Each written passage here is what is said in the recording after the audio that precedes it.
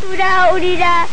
공일이 그날을 내다보며 너희 마지막 외침을, 너희 마지막 부르짖음을.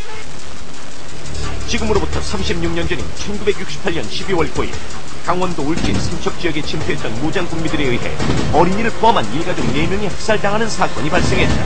나는 공산당의 당시 한 신문에 의해 나는 공산당의 시로요라고 외치다가 살해된 것으로 알려진 이승복 어린이. 그는 곧 반공의 상징이 되었다. 나는 공산당의 시로요하다 이렇게 얘기할 수 있는 그런데 거라. 이승복 신화를 만들어낸 그 신문의 특종 보도가 사실 확인 없이 만들어진 장문 기사라는 의혹이 제기되었는데, 해당 신문사는 오보 의혹을 제기한 두 사람을 상대로 명예훼손으로 고소. 그 재판이 6년이 넘게 진행되고 있다. 그 누구도 의심치 않고 사실로 믿었던 사건이 어떻게, 그리고 왜 주장 논란에 휩싸이게 됐는지 이승복 오보 논쟁의 전말을 뉴스 애프터 서비스 해드립니다. 30여 년 전에 쓰여진 한 신문 기사를 놓고 지난 16일 법원에서는 그 기사가 장문이다, 아니다를 가르는 재판이 열렸습니다. 이승복 사건 기억하십니까? 적어도 이 말은 기억하실지 모르겠습니다. 공산당이 싫어요. 바로 승복군이 공산당이 싫어요라고 한 거와 달아 입이 찢겼다는 겁니다. 그런데 36년이 지난 지금 조선일보의 이 특종 기사가 큰 논란을 불러일으키고 있습니다. 1968년 사건이 발생했던 그 해는 어느 때보다 남북 간 긴장이 고조됐던 때였습니다. 그해 1월 21일 박정희 대통령을 암살하기 위해 31명의 북한 무장공비가 청와대 외곽까지 침투했습니다.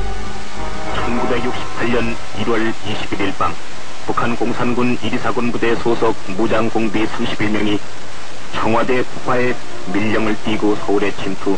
사흘 뒤 이번에는 동해에서 작전 중이던 미 해군 정보 수집함 프에블레오가 북한에 납포됐습니다.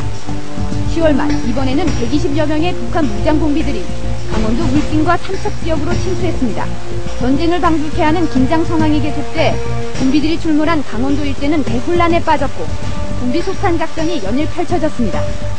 12월 9일 밤 무장공비들이 강원도 평창군 진부면에 한 민가에 침입했습니다. 이승복 어린이의 집이었습니다. 당시 이군의 아버지는 이웃집에 이삿짐을 날라주러 가 있었고 집에는 초등학교 2학년이었던 승복군과 15살 난 형, 7살과 4살짜리 두 동생, 그리고 이군의 어머니 등 5명이 남아 있었습니다. 그래서 나는 이제 아랫방에 와서 이제 옥수수 있는데 이렇게 앉고 승복이는 책상 옆에서 이제 앉아 공부하고 이랬는데, 아랫방에 온 애는 내 옆에 하나 앉고 승복이 옆에 하나 앉고 여기 문턱에 하나 있고 이렇게 셋이 앉았어요. 공비들은 불과 흉기로 이들 가족을 잔혹하게 살해한 뒤 도주했습니다. 중상을 입은 승복군의 형 혼자 극적으로 목숨을 건졌습니다. 네, 이승복군과 제가 비슷한 연배일 텐데요. 당시 저도 어렸지만 가슴 아팠던 기억이 생생합니다. 공기자. 그런데 나는 공산당이 싫어요 라고 항도했다가 죽었다는 그 보도, 조선일보만의 단독 보도였지 않습니까? 네, 그렇습니다. 당시 공비들의 만행이 알려지면서 국민들의 분노가 크게 다릅니다. 특히 공산당이 싫다는 말을 했다는 이유로 초등학교 2학년 학생을 잔인하게 죽였다는 얘기가 조선일보의 보도를 통해 전해지면서 더 큰 공분을 불러일으켰습니다. 어린애가 무장공비들 앞에서 당당하게 맞서다 죽었다는 얘기는 국민들을 감동시켰고, 그 뒤 이 사건은 국민들의 반공의식 고취에 적극 활용됐습니다. 나열인 이승복 소년은 목숨이 끊어지는 순간에도 나는 공산당이 싫다고 외쳤다. 초등학교 2학년 소년이 죽음 앞에서 당당하게 외친 의연한 모습은 곧 반공의 상징으로 부각됐습니다. 그대 오빠가 괴로움을 당할 때 같이 몸부림치며 나는 공산당이 싫다고 함께 외치는 우리 함성은 북녘 저 소리 진동시키지 않았습니까? 전국의 초등학교마다 이승복 어린이의 동상이 세워졌고 반공 웅변대회나 각종 행사 때마다 승복군의 외침이 반복됐습니다. 이듬해 초등학교 6학년 교과서엔 승복군의 얘기가 8쪽에 걸려 실렸습니다. 그리고 83년 전두환 정권 때 승복군의 이야기는 14쪽으로 늘어나 5학년 교과서에 수록됐습니다. 승복군을 기리는 노래도 나왔습니다.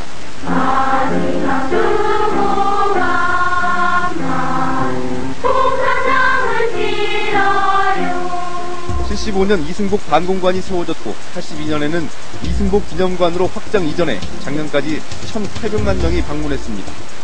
당시 웅변대회 때마다 이승복 어린이 얘기가 긴 걸 소재로 등장하곤 했었는데요. 요즘 교과서에도 그 얘기가 아직 실려 있습니다. 남북한 화해 분위기가 조성되기 시작하면서 90년대는 내용이 대폭 줄었다가 97년에는 교과서에서 내용이 아예 빠져버렸습니다. 군사정권 시절에는 이 이승복군의 이야기가 더없이 좋은 방송교육의 소재로 활용됐습니다. 그러던 중 90년 들어서 아무도 의심치 않았던 이승복군의 이야기가 만들어낸 것이라는 그런 주장이 흘러나오기 시작했거든요.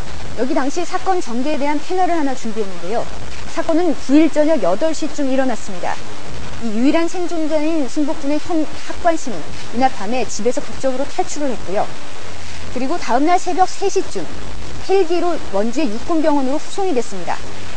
기자들이 사건 현장에 도착한 시각이 다음날 한 정오 무렵이니까 유일한 생존자, 당시 사건 정황을 목격한 이 학관 씨는 만날 수 없는 상황이었습니다. 이미 병원에 후송되고 난 이후에 기자들이 사건 현장에 도착했습니다. 쟁점은 승복군이 나는 공산당이 싫어요라고 외쳤다는 사실을 조선일보 기자가 누구로부터 들었냐는 것입니다. 당시 조선일보 기사는 살해 현장에서 유일하게 살아남은 승복군의 형으로부터 이 같은 얘기를 들은 것으로 돼 있습니다. 하지만 승복군의 형 학관 씨는 사건 발생 다음날 새벽 곧바로 원주 군병원으로 후송됐고 기자를 처음 만난 것은 사건 발생 한 달 뒤라고 증언했습니다. 다만 사건 당일 집 근처에 사는 숙모에게 찾아가 구조를 요청하면서 이 같은 사실을 알렸을 뿐이라고 합니다. 이에 대해 조선일보 취재기자는 지난 98년 MBC PD 수첩과의 인터뷰에서 실제로는 이웃 주민으로부터 이 얘기를 들었지만 그 얘기를 해줄 만한 사람이 유일한 목격자인 승복군의 형뿐일 거라고 보고 이렇게 기사를 썼다고 밝혔습니다.